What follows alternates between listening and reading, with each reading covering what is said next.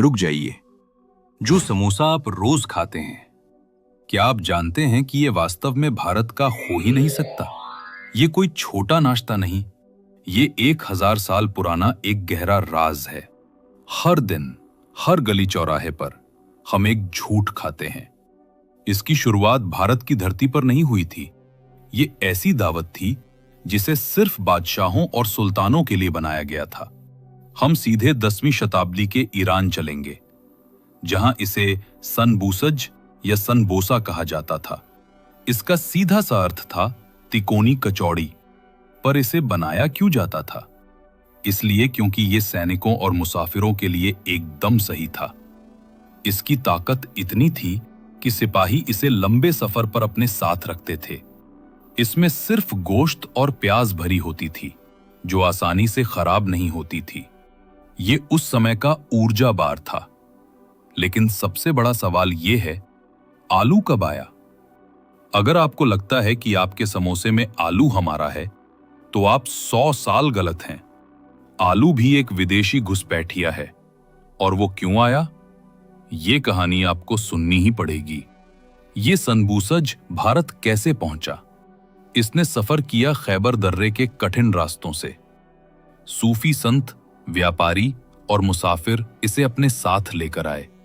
भारत में इसका पहला उल्लेख 14वीं शताब्दी में मिलता है, जब दिल्ली सल्तनत का दौर था। कोट के महान कवि अमीर खुसरो ने भी अपनी किताबों में इसका जिक्र किया है। सुल्तान के भोज में यह शान हुआ करता था। दरबार लगने पर समोसा सबसे महंगा और पसंदीदा पकवान होता था। लेकिन उस समय का समोसा सिर्फ अमीरों के लिए ही था। अब कहानी में सबसे बड़ा मोड़ आता है, आलू, हमारी सबसे प्रिय सब्जी। अगर समोसा विदेशी था, तो क्या आलू भी विदेशी है? हाँ, आलू भी भारत का नहीं है। यह 17वीं शताब्दी में पुर्तगाल से आया था। जब पुर्तगाली व्यापारी भारत पहुंचे, तब वे अपने साथ अमेरिका से लाए गए इस नए पौधे को लेकर आए। शुरुआत में भारतीयों ने इसे अपनाने से मना कर दिया, लेकिन जब आलू बाजार में सस्ते होने लगे और सरकारों ने इसे उगाने के लिए प्रोत्साहन दिया, तब इसने गोश्त की जगह लेना शुरू कर दिया। ये समोसे की वास्तविक क्रांति थी।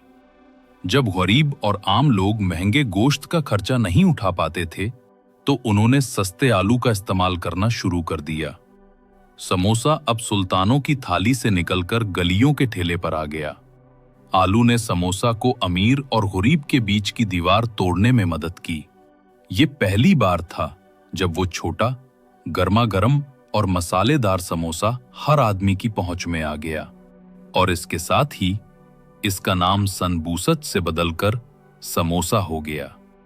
समोसा के इस लोकतंत्र में क्षेत्रीय विभिन्नताएं भी आईं। हर क्षेत्र ने इसे अपना रंग दिया। आलू के आने के बाद हर शहर ने समोसे को अपनी एक नई पहचान दी।